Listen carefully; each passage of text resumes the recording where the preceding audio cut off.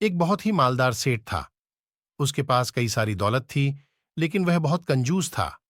उसे सारे गांव में लोग महाकंजूस के नाम से जानते थे।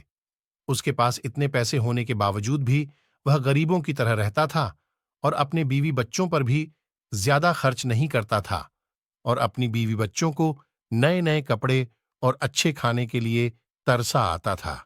और उसी के घर के बगल में ही एक कल्लू मल रहता था। कल्लू मल एक मजदूर था, लेकिन वह एकदम बादशाहों जैसी जिंदगी जीता था। जितने भी उसके पास पैसे आते थे वह अपने लिए और अपने बच्चों के लिए नए नए कपड़े सिलवा तथा और रोज उसके घर पर हलवा पूरी और नए नए पकवान बनते थे। और वह पूरे पत्नी कमाई अपने बीवी बच्चे और खुद के खर्चे पर उड़ा देता था। आमिर सेठ के बच्चे उन्हें देखकर लाल जाते थे और यह सोचते थे कि यह गरीब होने के बावजूद भी बादशाहों की जिंदगी जीता है, लेकिन हमारे बाप के पास इतने पैसे होने के बावजूद भी हम गरीबी की जिंदगी जीते हैं। एक दिन सेठ का बड़ा बेटा इसमें अपने बाप के पास गया और कहा कि हमारे पास इतने पैसे होने के बावजूद भी हम गरीबों की तरह जिंदगी जीते हैं। और वह देखो, कल्लू मल इतना गरीब होने के बावजूद भी नए नए कपड़े पहनता है और अच्छे अच्छे खाने खाता है।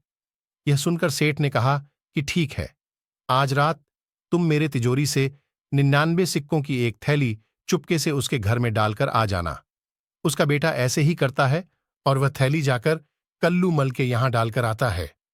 सुबह होती है, कल्लू मल देता है कि उसके घर में 99 सोने के सिक्कों की थैली पड़ी है।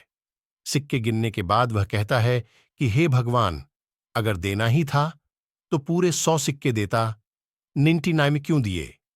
अब वह सोचता है, क्यों ना मैं इनको 100 सिक्कों में बदल दो और इसमें एक सिक्का और डाल दो।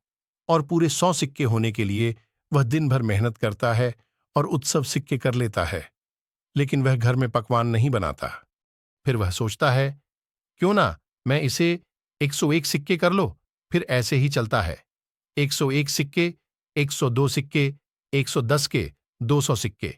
लेकिन इसके चक्कर में अब वो अपने परिवार पर खर्च करना बंद कर देता है और उन्हें नए कपड़े भी लाकर नहीं देता और अच्छा अच्छा खाना भी नहीं बनाता और खुद गरीबों की तरह रहता है। कहानी से मिलने वाली सीख: इंसान के पास जितना ज्यादा दौलत आती है वह उतनी ही ज्यादा बटोरने की कोशिश करता है, बल्कि इंसान को ऐसा नहीं करना चाहिए।